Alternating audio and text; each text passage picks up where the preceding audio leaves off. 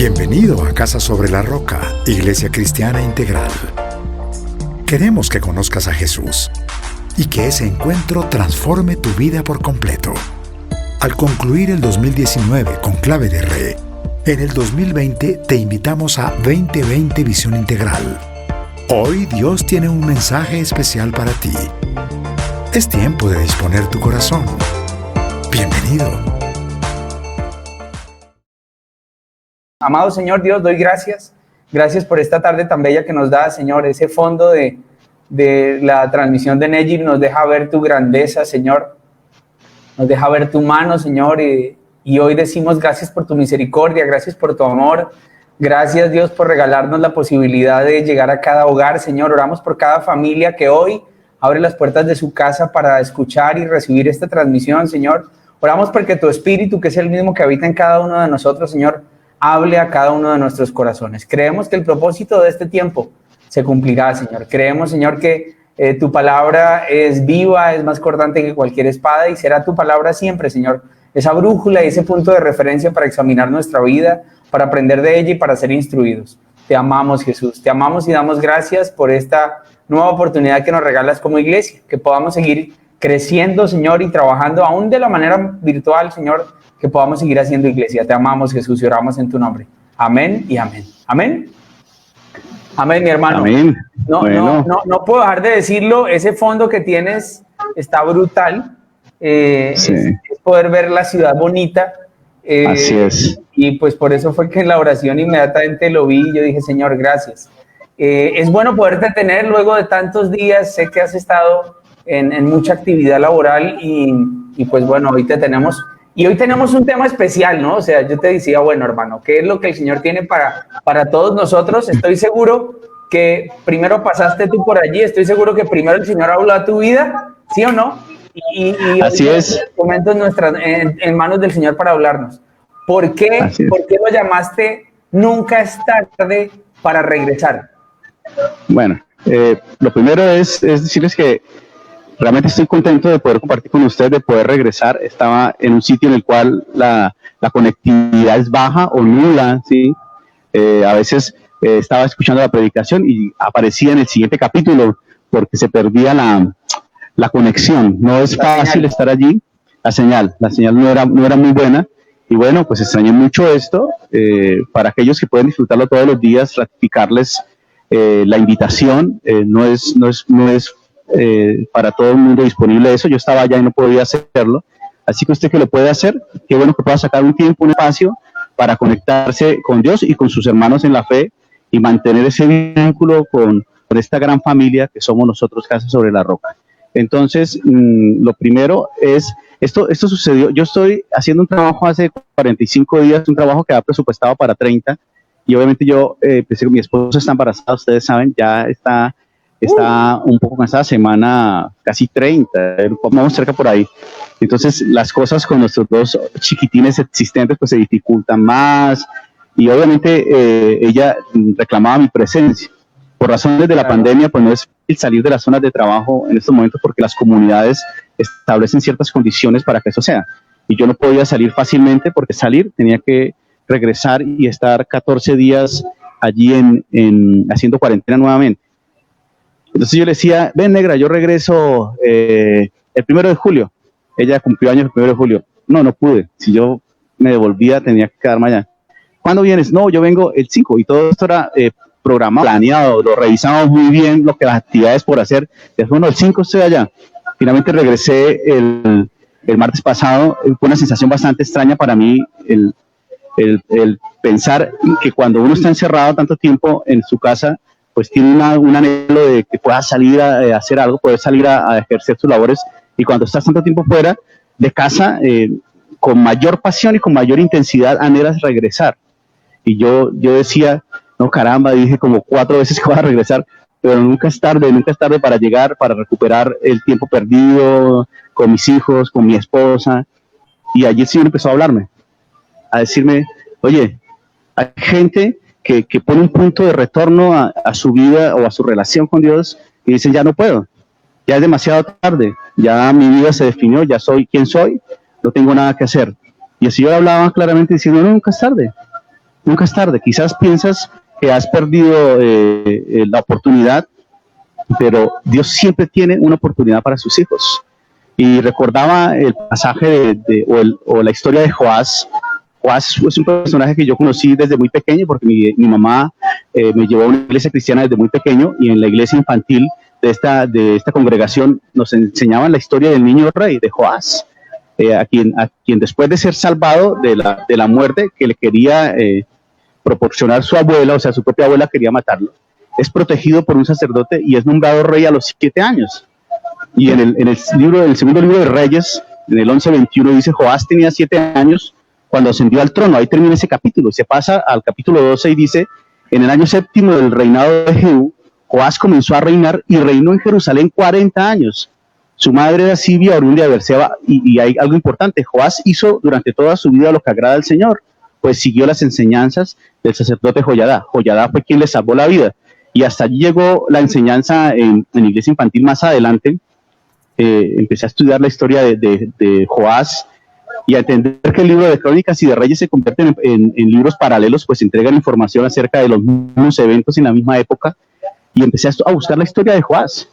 Y en el libro de Segunda de Crónicas, en el pasaje paralelo, dice, capítulo 24, versículo 17 y 18, dice: después de que Joyadá murió, o sea, el sacerdote que lo había protegido murió, los jefes de Judá se presentaron ante el rey para rendirle homenaje. Es decir, aparecieron otros personajes, y dice: y Joás y él escuchó sus consejos.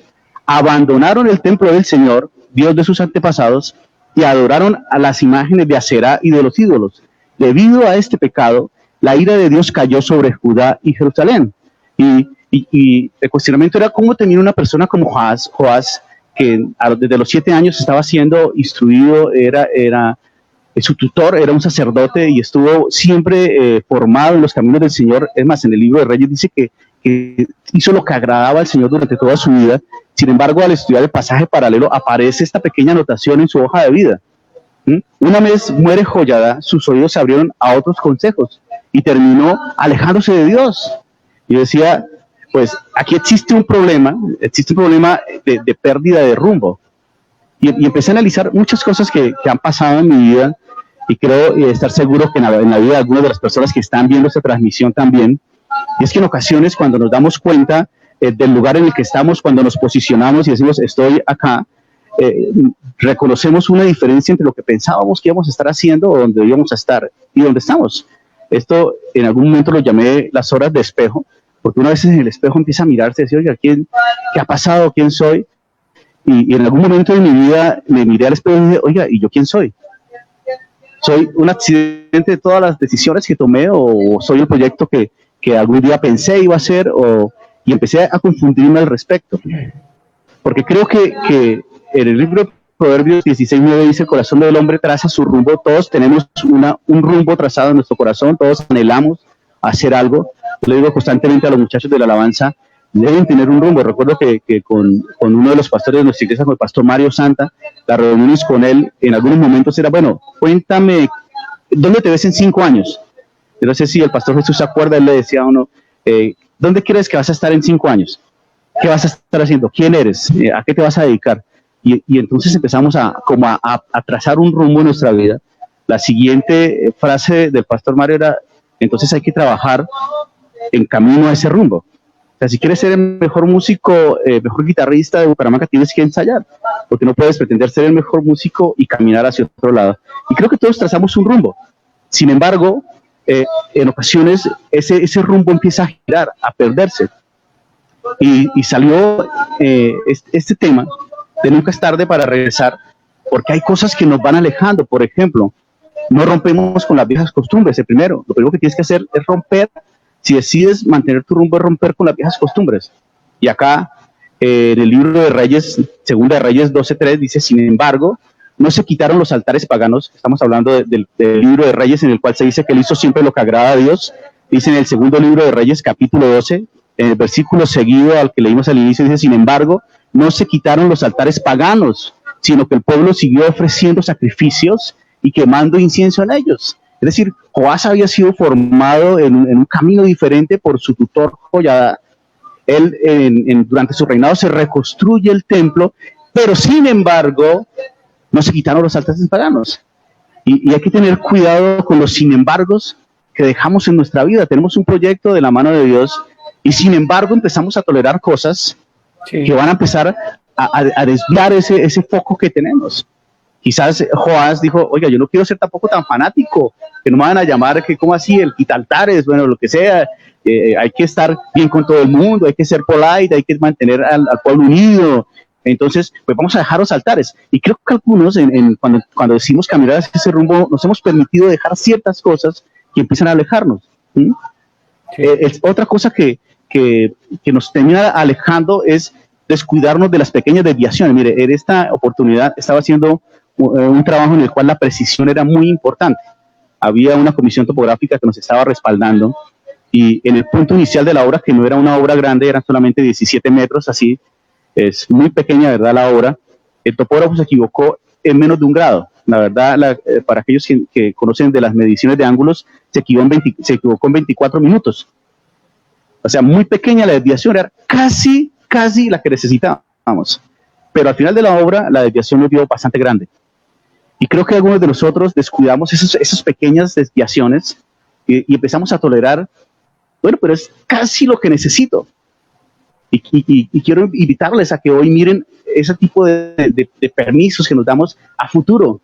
¿Dónde vas a estar en 20 años si sigues permitiéndote este tipo de pequeñas desviaciones? En el libro de Eclesiastés 10:1 dice, las moscas muertas apestan y echan a perder el perfume. Pesa más una pequeña necedad que la sabiduría y la honra juntas. En Reina Valera, que me gusta en este caso, dice, así las moscas muertas hacen heder y dar mal olor al perfume del perfumista.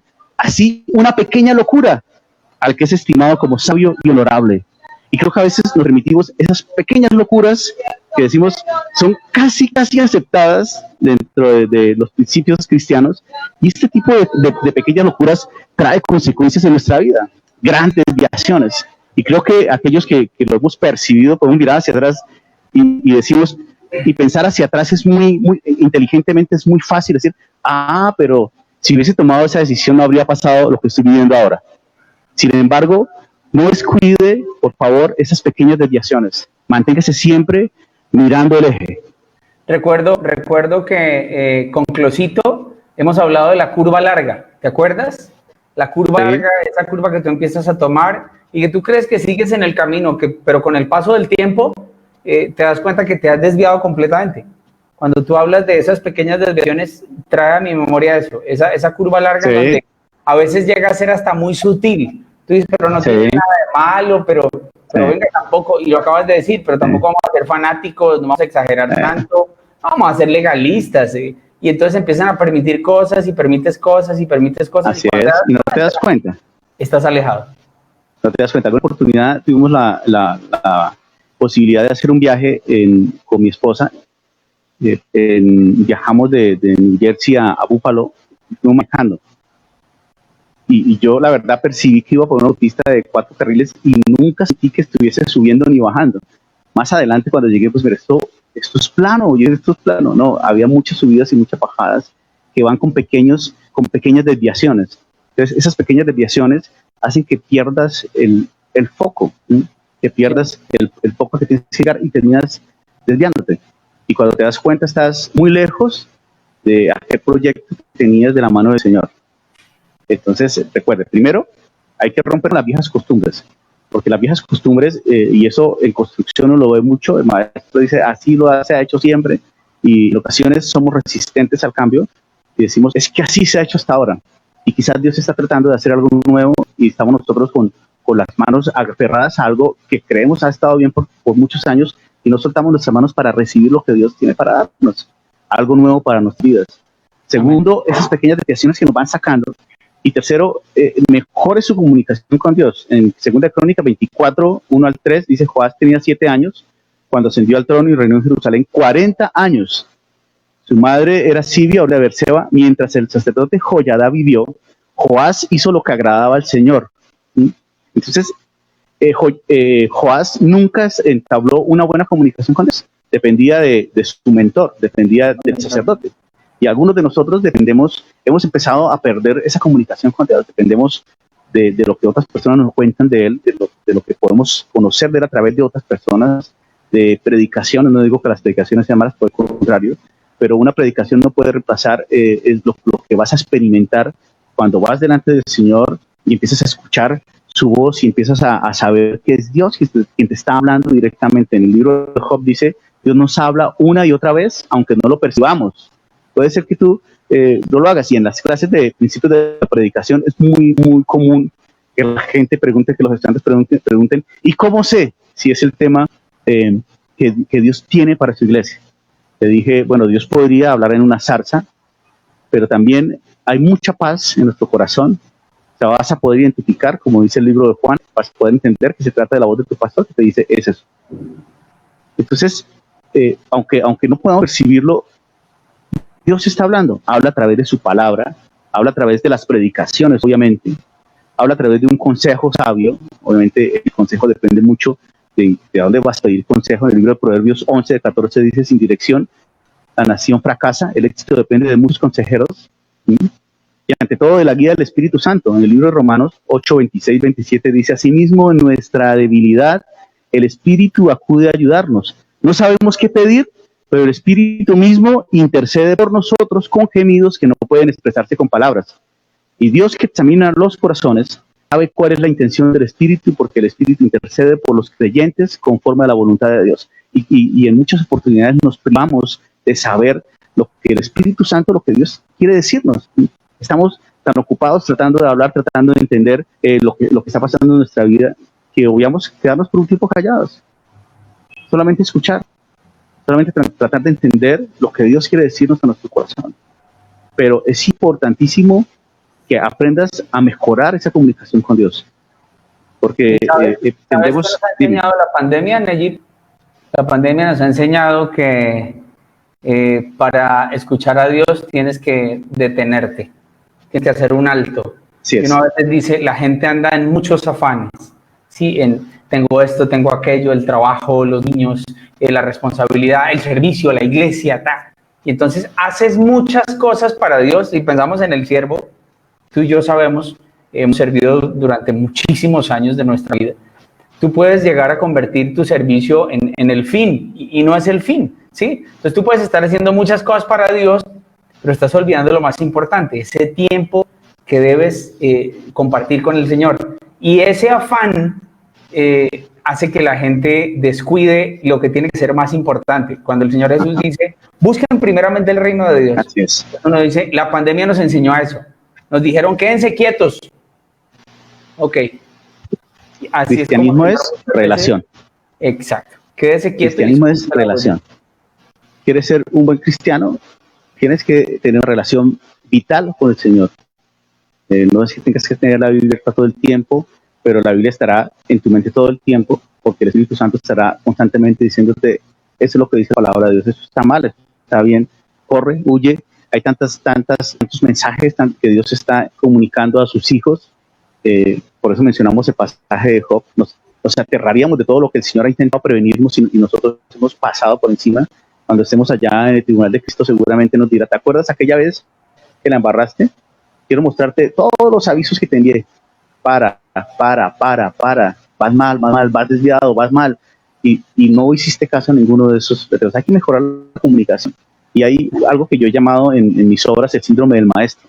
Porque cuando estás en una obra y tú llegas como ingeniero a tratar de transmitir la información, pues no es fácil. No es fácil porque de todos no existe de pronto el mismo canal de comunicación. Entonces tú dices, maestro, ¿entendió?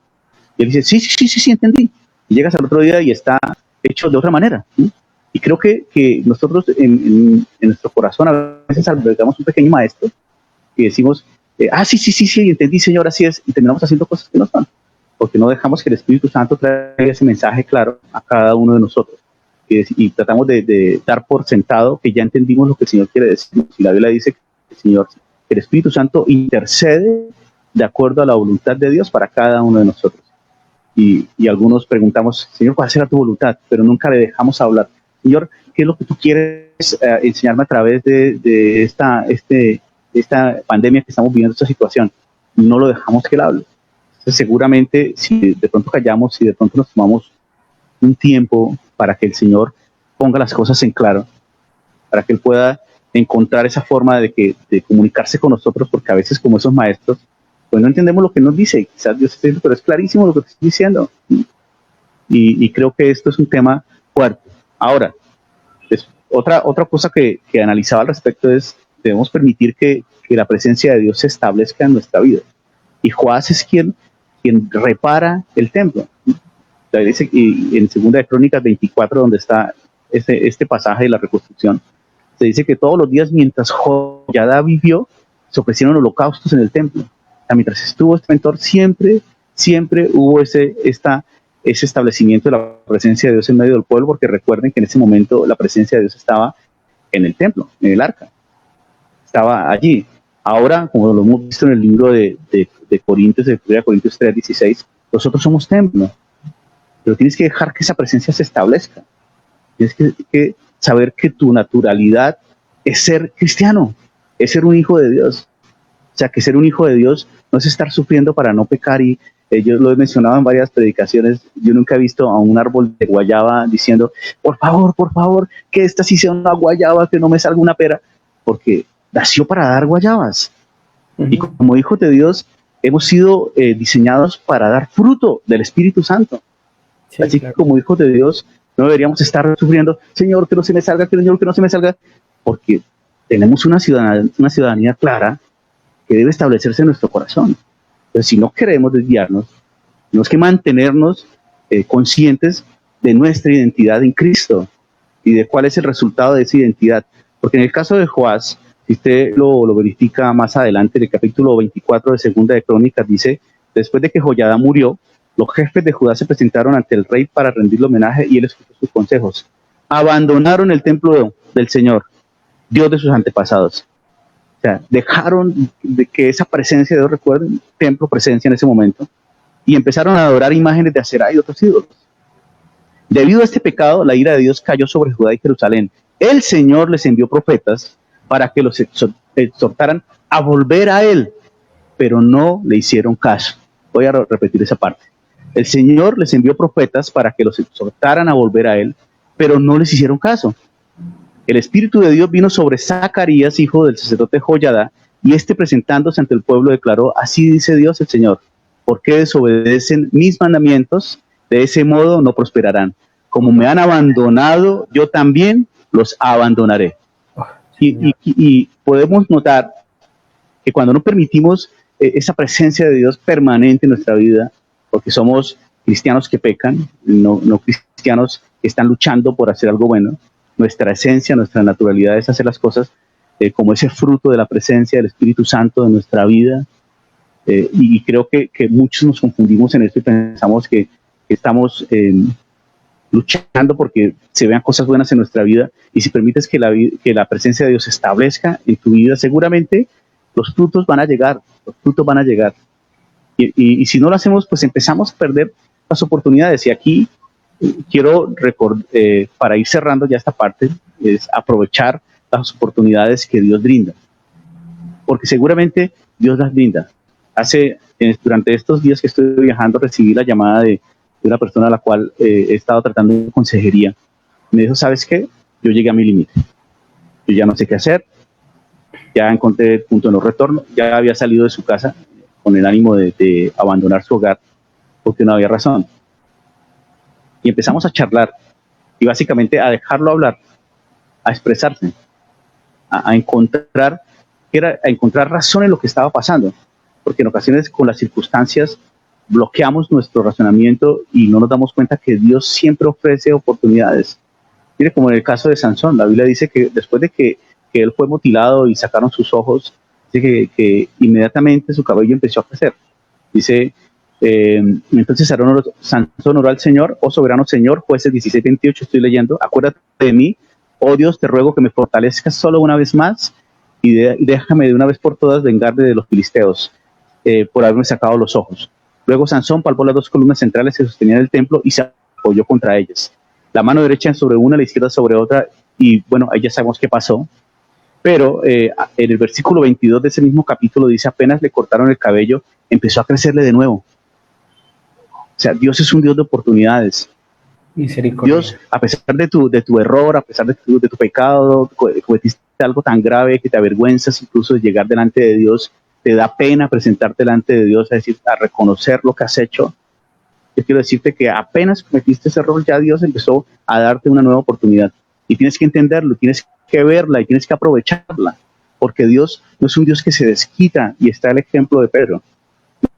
Pedro, en el capítulo 18, cuando de Juan, del Evangelio según San Juan, cuando él le niega, dando cumplimiento a la palabra del Señor, después de la resurrección, Jesús se encuentra con Pedro y no hubo un reclamo, no hubo un desquite. Yo bromeo a veces en las charlas y les digo, ni siquiera le dio el desayuno más feo, seguramente le dio el mejor, ¿sí? Porque le amaba.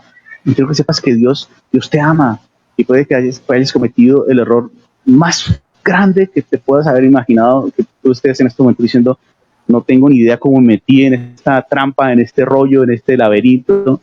Pero primero, apenas lo hiciste, Dios ya empezó a darte una oportunidad, a marcar para ti una nueva oportunidad, y seguramente a enviarte mensajes acerca de eso. Dios no se va a desquitar contigo. Si tú sales corriendo, seguramente, al igual que el hijo pródigo, en el caso del hijo pródigo, si decides regresar, en la parábola del hijo pródigo es clarísimo que papá estaba parado esperando, observando cuando su hijo tomaba la decisión de volver. Y si estás atravesando esa situación y crees que no lo puedes hacer, debes entender que Dios está esperando por ti. Dios está esperando que regreses, y seguramente tratando de hacerte entender que nunca es tarde para volver a Él. Y algo precioso en esto es que Dios nos devuelve la condición inicial.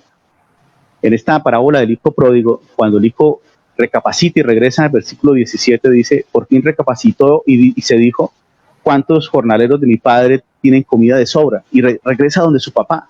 ¿Y qué hace su papá cuando regresa? Dice, primero, él está pendiente. En el versículo 20 podemos ver que él está pendiente de que regrese. Versículo 21, el hijo se siente indigno de estar siendo llamado su hijo, y su padre le restituye su categoría. ¿Y por qué digo esto? Primero, le manda a poner el mejor vestido. Es decir, no importa la falta que hayas cometido, Dios, a través del sacrificio de Jesucristo en la cruz del Calvario, puede coger esa mancha de pecado y quitarla y darte un nuevo ropaje. Segundo, le da un anillo. El anillo en este momento era símbolo de autoridad, es decir, le restituye su lugar. Porque él llega y se siente achantado y le dice, déjame quedar, aunque sea como uno de tus jornaleros. Y dice, no, tú no eres un jornalero, tú eres mi hijo. Y quizás estás luchando con esta situación y pensando que Dios se va a desquitar, que Dios no va a entender lo que pasó en tu vida, y no ves al Señor esperándote, y menos vas a creer que después de que llegues el Señor te va a decir, oye, ven, siéntate acá, eres mi hijo, eres mi hijo. Y después le da unas sandalias, que las sandalias en ese momento eran un símbolo de libertad, porque los esclavos andaban descalzos. Así que Dios te libera de esa carga y de esa culpa del pecado. Entonces, creo que tenemos muchas razones por las cuales anhelar regresar al Señor. Y cuando yo pensaba en este viaje, porque venía manejando, decía, hay mucha gente que se para en el camino de regreso, y puede ser que esté buscando el sitio donde estás más cómodo, y el sitio donde estás más cómodo es tu hogar, y tu hogar es lo más que el Señor. La Biblia dice que somos ciudadanos de los cielos. Así que el lugar en el que puedes estar más tranquilo, como tantas veces lo hemos cantado, es a los pies del Señor, donde todo cambia, donde puedes entender todo lo que está pasando en tu vida, donde el dolor se calma, donde las voces de la queja se callan, donde sencillamente basta mirarlo a Él para saber que todo lo que necesitamos es el amor del Señor en nuestra vida. Amén. Así que, por favor, recuerda que nunca es tarde. Y quiero cerrar esta parte hablando de una historia. Hace poco la leímos, no la voy a leer toda. Es la historia de Nabucodonosor. Y en el libro de Daniel, del profeta Daniel, capítulo 4, está del 28 al 37, está la historia de después de la interpretación del sueño, donde Daniel le dice, ¿eres tú? Vas a caer de la gloria, vas a comer con las aves en el campo, con las bestias del campo. Bueno, te digo una profecía fuerte, eso se cumple. Dice, en efecto, todo esto le sucedió al rey Nabucodonosor 12 meses después, un año después de que había sido interpretado ese sueño por Daniel, mientras daba un paseo por la terraza del palacio real de Babilonia, viendo todo lo que el Señor le había, todo lo que había logrado, pues, y se exclamó: miren la gran Babilonia que he construido como capital del reino. Esto es lo que yo he hecho. La he construido con mi gran poder para mi propia honra. No había terminado de hablar cuando desde el cielo se escuchó una voz que decía: este es el decreto en cuanto a ti, rey Nabucodonosor. Tu autoridad real se te ha quitado. Serás apartado de la gente y vivirás entre los animales salvajes. Comerás pasto como el ganado, y 7 años transcurrirán hasta que reconozcas que el Altísimo es el soberano de todos los reinos del mundo, y que se los entrega a quien él quiere. Y al instante se cumplió lo anunciado a Nabucodonosor. Lo separaron de la gente y comió pasto como el ganado. Su cuerpo se empapó con el rocío del cielo, y hasta el pelo y las uñas le crecieron como plumas y garras de águila. Pasado ese tiempo, es decir, pasados los 7 años, yo, Nabucodonosor, elevé los ojos al cielo y recobré el juicio. Repito, elevé los ojos al cielo y recobré el juicio. Entonces alabé al Altísimo, honré y glorifiqué al que vive para siempre. Su dominio es eterno, su reino permanece para siempre. Ninguno de los pueblos de la tierra merece ser tomado en cuenta. Dios hace lo que quiere con los poderes celestiales y con los pueblos de la tierra. Y aquí la historia de Nabucodonosor termina con una restauración de su vida. Así que quiero hoy transmitirte lo que el Señor me regalaba en este regreso a casa, y es: nunca es tarde. Nunca es tarde, no es tarde para ti. Quizás has pensado que ya no hay una salida, quizás has pensado que has hecho algo tan grave que el Señor ya no pueda quererte. Lo escuché de la voz del pastor Silvano Espíndola, y él decía: como hijos no podemos hacer algo tan grave como para que el Señor deje de amarnos, y tampoco podemos hacer algo tan bueno como para que el Señor nos ame más, porque nos ama porque somos sus hijos. Amén. Así que si has hecho algo que no te enorgullece, que quizás te achanta, sencillamente tienes que volver a los brazos de papá. Y acá tengo una historia personal con mi hijo David, porque él es muy emotivo, y entonces él la embarra y sale corriendo para el lado contrario. Hemos estado trabajando mucho con él, y digo: ¿a dónde tienes que correr? A los brazos de papá. Entonces ya ahí va, llega refunfuñando, y digo: ¿a dónde tienes que correr? Y llega bravo, pero llega a los brazos de papá.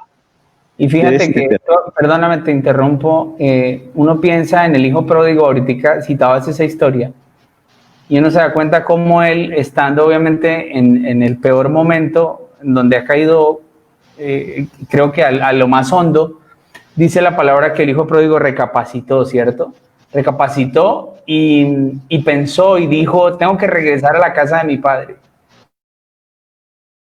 Personas puede haber un pensamiento, y es el temor al castigo, el temor a que Dios me va a castigar. Es que lo que yo hice otra vez le volvió a fallar a Dios, le prometí a Dios que iba a cambiar y no lo hice, entonces siento vergüenza y también siento temor, ¿cierto?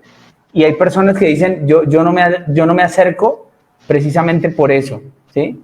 Y nosotros tenemos que recordar lo que tú decías ahorita: cada mañana se renuevan las misericordias del Señor. El Señor no va a entrar a juzgarte, porque es que ya hubo un juicio en contra de tu pecado, y ese juicio se dio en la cruz. La sangre de nuestro Señor Jesucristo nos redimió y nos perdonó. Entonces sabemos que nos podemos acercar al Señor confiadamente. Dice la palabra: acérquense confiadamente al trono de la gracia y recibirán misericordia. Siempre creo que para nosotros es claro, y sería chévere poder recordarlo en este momento, el significado de misericordia, el significado de gracia, porque eso es lo que recibimos de parte del Señor, ¿cierto? Cuando nos hemos equivocado, sabemos que hay cosas que mereceríamos. Humanamente uno diría: es que se lo merece, pero el Señor dice: ya alguien pagó.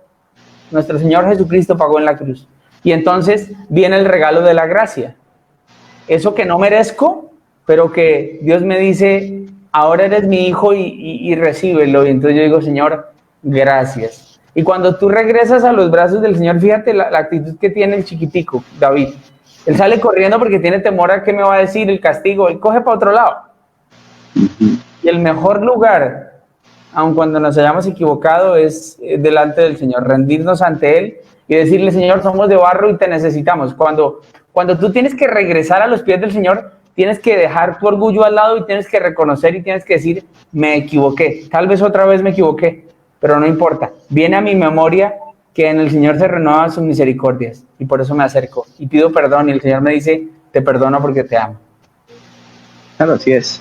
Y creo que esto es algo tan común a la relación de nosotros como hijos de Dios con nuestro Padre, porque la Biblia dice que todos cometemos pecados.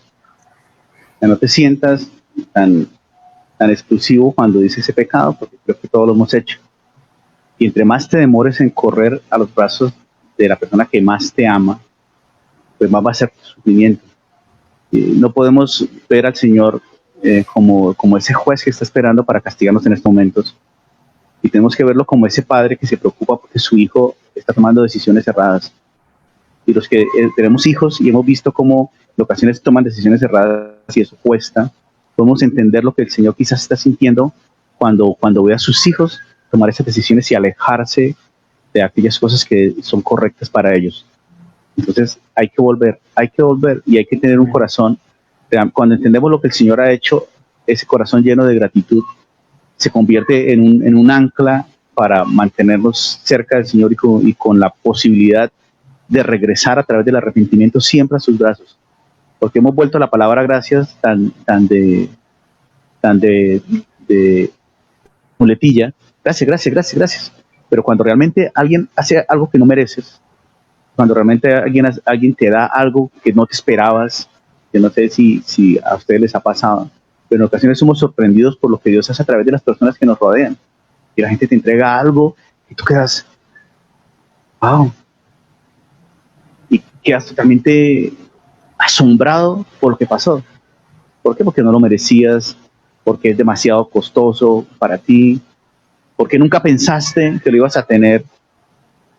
Y lo que el Señor hizo por nosotros fue demasiado costoso porque el Señor entregó la vida de su Hijo, nos da libertad, siendo esclavos del pecado, nos da la libertad de vivir una vida abundante en cuanto a nuestra libertad. Y creo que los beneficios que el Señor trae a través de esta relación son enormes, así que sabemos quién intenta obstruirlos y quién intenta mantenernos como en esa actitud. Y Neji, mira, alguien nos escribe aquí, Gladys Lorena dice, no olvidemos la disciplina. El discípulo viene de la palabra disciplina. Precisamente hace un par de semanas lo hablábamos con tu esposa, con Natalia. Y entonces entendemos que la disciplina de parte de Dios es buena. Dice la palabra del Padre que ama disciplina. Tal vez la persona dirá, ok, le fallé al Señor, sé que en Él encuentro perdón, pero pues obviamente tendrás que asumir una consecuencia y de la mano con el Señor caminarás y avanzarás. O sea, porque no podemos decir entonces, no, Dios te ama y nada va a pasar, no, porque a través de las consecuencias es que muchas veces somos formados y entendemos y decimos, tengo que tener cuidado porque esta consecuencia no la quiero volver a vivir, no quiero volverme a enfrentar a esta situación. Todo eso se enmarca en el inmenso amor del Señor. Así es que disciplinar, la palabra disciplina pues obviamente enmarca amor. Uno castiga a quien sea, haciendo uso de las normas. Uno disciplina a quien ama, porque espera que esa medida que se toma traiga un buen fruto.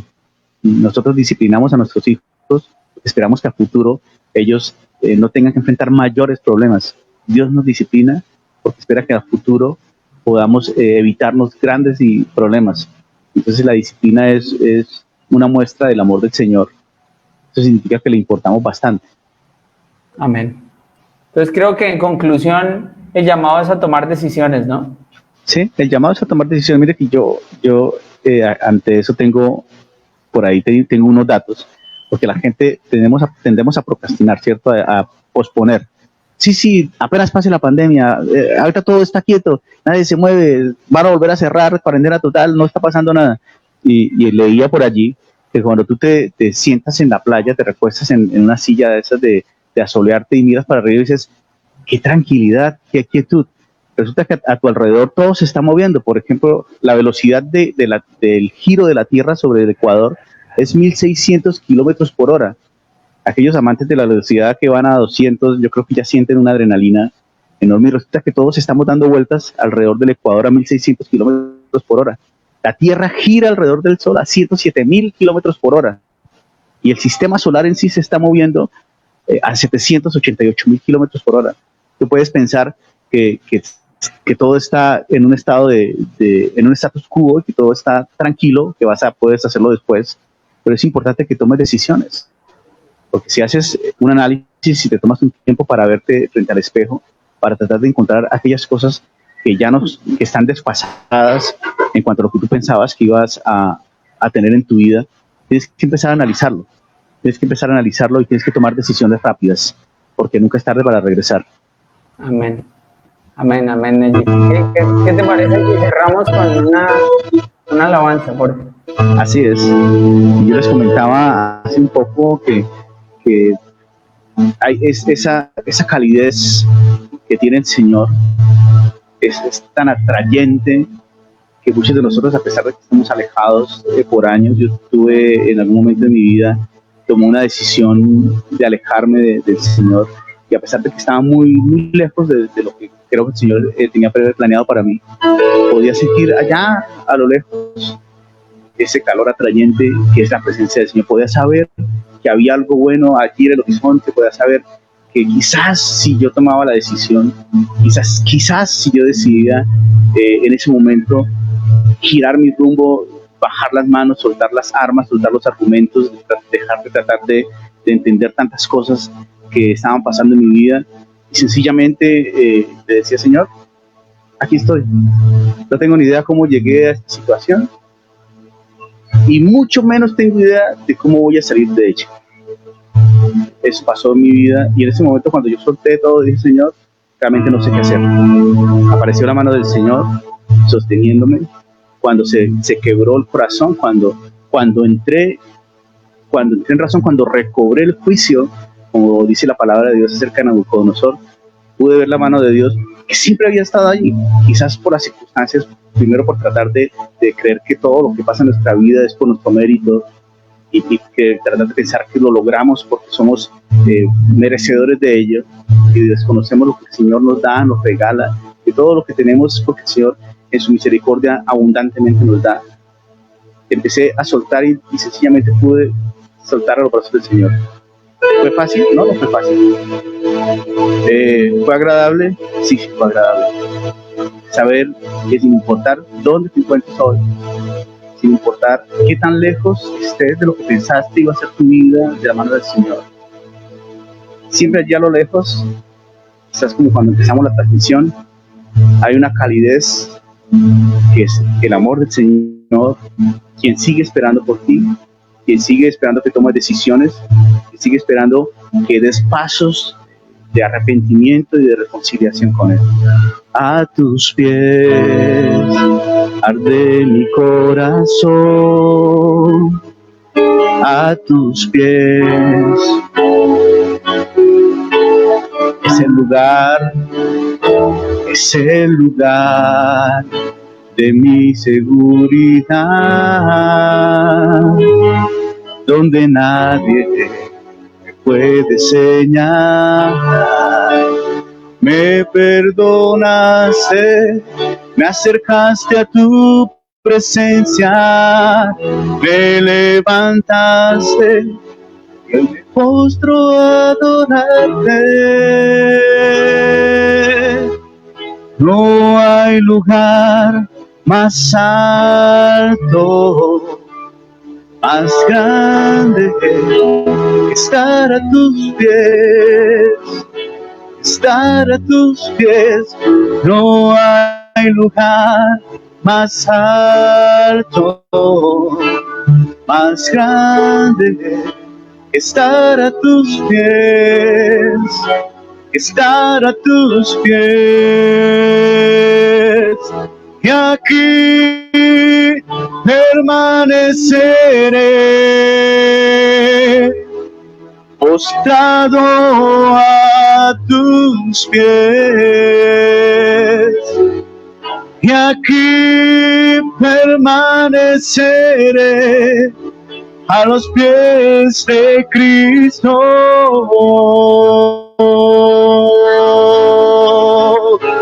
Y aquí permaneceré, postrado a tus pies.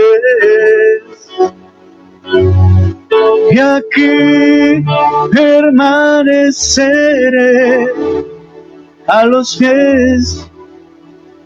pies de ti, Señor. Vamos a permanecer a tus pies, Señor. Quizás por aquellas pequeñas decisiones nos hemos alejado del propósito que has tenido para nuestra vida, pero hoy la charla ha sido para gente con propósito. Joás tenía un propósito en su vida. Joás tenía un plan que Dios había hecho para él. Y estamos seguros, de acuerdo a tu palabra, que tienes planes buenos para nosotros, Señor. Somos personas con propósito de tu mano. Pido que abras los ojos, Señor, que seas tú, Espíritu Santo, allí en cada casa. Tú no tienes barreras de distancia, tú no te limitas, Señor, por la tecnología. Pongas tu mano, Señor, sobre cada corazón en este momento. Que tú traigas paz en medio de la tormenta. Que tú quites las vendas, Señor, de los ojos. Abra los ojos espirituales para aquellas personas que están alejándose de ti, Señor. Y que en medio de esas oportunidades que brindas, Señor, sea ese calor intenso de tu presencia que quema, que quebranta, Señor, atrayendo sus corazones, fortaleciéndolos, reviviendo, Señor, esta relación vital, necesaria, importante, indispensable para tener una vida agradable, una vida abundante a tu lado, Señor. Gracias, como lo hemos cantado, no hay un mejor lugar para nuestro corazón, Señor, que regresar a ti. Que así como pude sentir ese gozo de regresar a mi hogar, Señor, qué bien nos hace saber, Señor, que podemos volver vez tras vez, correr a tus brazos, correr a tu regazo, Padre, y encontrar tus brazos abiertos para cada uno de nosotros. Recibe toda la gloria y toda la honra por esta noche ha pasado, Señor, en cada corazón y en cada familia. Oramos creyendo en el nombre de Jesús. Amén. Sabemos que Dios llegó a tu corazón con una palabra especial. Repite en voz alta, después de mí, esta sencilla oración. Amado Jesús, te doy gracias. Reconozco que soy pecador, pero también reconozco que tú, Jesús, eres Dios, que te hiciste hombre, moriste y resucitaste. Te abro la puerta de mi corazón. Haz de mí la persona que tú quieres que yo sea. Te recibo ahora mismo como mi Señor y mi Salvador. En Cristo Jesús. Amén. Si acabas de hacer esta oración, la palabra de Dios dice que naciste de nuevo, que eres una nueva persona. Te invitamos a dar el siguiente paso en tu proceso. Somos una iglesia de amor y queremos acompañarte y ayudarte en esta nueva vida. Ingresa a www.casarroca.org. Conéctate, crece, sirve. Seguimos en contacto.